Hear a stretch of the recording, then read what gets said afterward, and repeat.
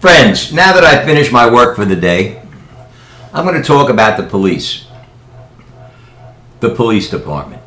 The police department, in case you don't know, has nothing to do with the sheriff's department. The sheriff's department is actually the only legitimate, according to the Constitution, law enforcement agency in the United States. I know you'll tell me they're bad too, but that's not true in all cases. Many sheriff's departments have been infiltrated, but not here on the west coast of Florida where I am. They're actually, believe it or not, nice guys, and a lot of them have told me they can't stand the police. The police harass them too when they drive out of state. But the police department has really gone over the edge. They were never any good to begin with. Never any good at all. But you did have a lot of good policemen that actually protected you and were concerned over your welfare, but not anymore. You know, this was foretold in a movie called Clockwork Orange by the late great Stanley Kubrick. In the movie, Malcolm McDowell, the actor, plays a gang leader, and he's arrested for rape and murder, and he's put into a rehabilitation mental hospital. Actually, it's a prison for the criminally insane, supposedly. But when he gets there, he finds out a great secret. He's walking around the yard with the warden, who's showing him, and I believe it was Patrick McGee, he's showing him the yard. And Malcolm McDowell looks at him and says, I don't understand something. These guys in here don't look like criminals. And the warden looks at him and says, oh, of course they're not criminals. Not at all.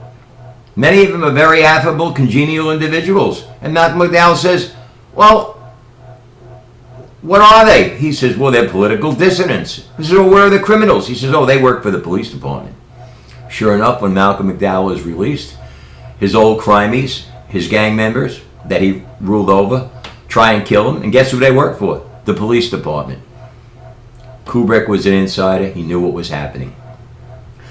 But today, you have the Miami and the Fort Lauderdale police that are atrocious. You have the Macon County, Georgia police that are atrocious. You have the LA police department that's notorious, but nothing comes worse. Nothing whatsoever than the New York City and the Long Island Police Department that I've had many encounters with in my youth. Fistfights, the whole bit. And what makes it worse is that in New York City, the whole controller of them is the mayor, who's nothing more than a fat, ugly motherfucking Jew by the name of Bloomberg. And here I'm using profanity because when it comes to the police, they're profane. And when it comes to politicians, they're also more profane. So I'm going to use profanity, whether you like it or not. And if I offend you, it's a thing of no interest to me. I have no respect whatsoever for the feelings or opinions of the politically correct. But back to New York. In New York, what they're doing now is if you drive a fancy sports car or a sports car and you're looking fly, you look cool, you dress cool, you got that look, the police will pull you over under the pretext that you were swerving, say something that you didn't blink your headlight when you turned, whatever it may be. They have a plethora, a myriad of reasons for pulling you over. And the first thing they're going to say to you is, how much money do you have on you? If you argue with them, you'll get into an altercation and be arrested. Even if you have no money. If you have money, they're going to want to see it and they're going to take it. They're either going to do one or two things.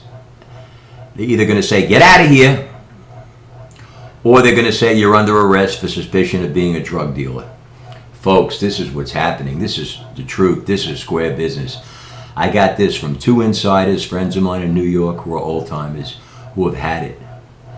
And one guy used to really be an active Republican until he realized they both owned, the Republicans and Democrats are nothing more than Republicrats owned by the same party. So what are we going to do about this? Are we going to take it? I'm not.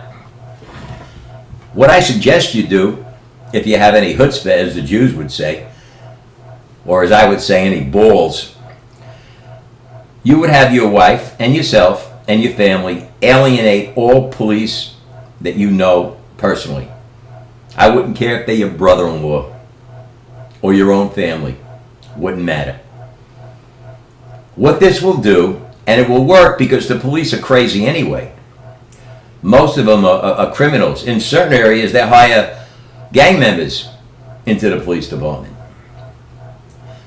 By ostracizing them, their wives will become more frustrated, more than they are now, and they'll take it out on the policeman, their husband. Their husband will retaliate and beat them up, maybe even kill them. Frankly, I don't give a damn, because these women are fools for marrying a police department to begin with, to marrying someone who works for the police department in the first place. Policeman who's sick in the head to begin with. He's a depraved individual, usually a sociopath, what you know is a psychopath, no conscience, which has the implication of no soul. He will take it out on his wife or his children, maybe beat them up. Again, I cannot. Charges will be placed and he'll be arrested, and you got at least one of them. Or you'll make their lives miserable. Let them feel lonely for selling out to the Zionist Anglo-American Empire. This is what you got to do, or take the chance that you're going to be their victim. Because they are the biggest criminals that ever walked the earth. Low, blue-collar criminals. Blue uniform criminals. Pigs. I call them the police. That's all, folks.